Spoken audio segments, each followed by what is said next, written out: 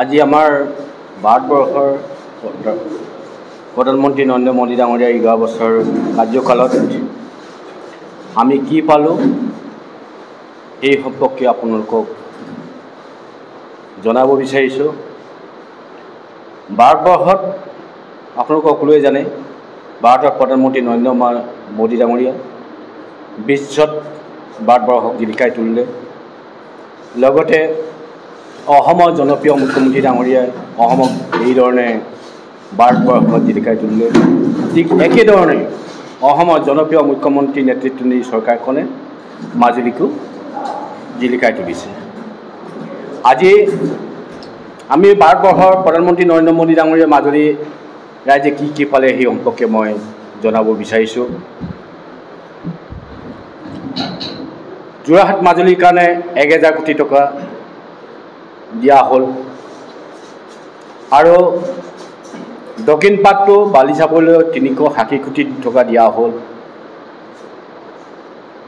লগতে চিকাৰীৰ পৰা মিছামাৰলৈকে প্ৰটেকশ্যনৰ কাৰণে আজিলৈকে আমাৰ চৰকাৰ ভাৰতৰ প্ৰধানমন্ত্ৰী নৰেন্দ্ৰ মোদী চৰকাৰখনে 380 কোটি টকা দিয়া হৈছে আৰু লগতে আয়ুষ্মান হস্পিটেল দিয়া হৈছে।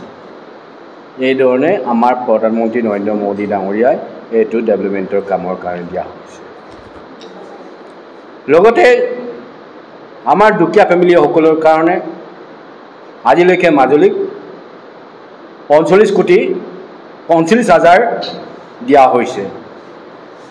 উজ্জ্বলা যোজনা আঁচনি 25,000 দিয়া হৈছে। আয়ুষ্মান ভাৰত 1,33,000 দিয়া হৈছে। PMI গড় 26,000 দিয়া হৈছে। আৰু জল জীৱনৰ আপোনালোকে সকলোৱে গম পায় প্ৰত্যেকটো ঘৰে ঘৰে ব্যৱস্থা কৰি দিয়া হৈছে। এইধৰণে আমাৰ ভাৰতবৰ্ষৰ প্ৰধানমন্ত্ৰী নৰেন্দ্ৰ মোদী ডাঙৰীয়া অসমৰ জনপ্ৰিয় মুখ্যমন্ত্ৰী ডাঙৰীয়াই এইধৰণে ব্যৱস্থা কৰিছে। লগতে অসমত আপোনালোকে জনাব বিচাৰিছোঁ, কাৰণ অসমৰ জনপ্ৰিয় মুখ্যমন্ত্ৰী ডাঙৰীয়াই আমাৰ ধূনাগুৰি দলংখন দিয়া হৈছে। আছাম মালা 100 crore ডিব্ৰুগড় টু যোৰহাট মাজুলী 2 লেন ৰাস্তাটো সম্পূৰ্ণ হৈছে আৰু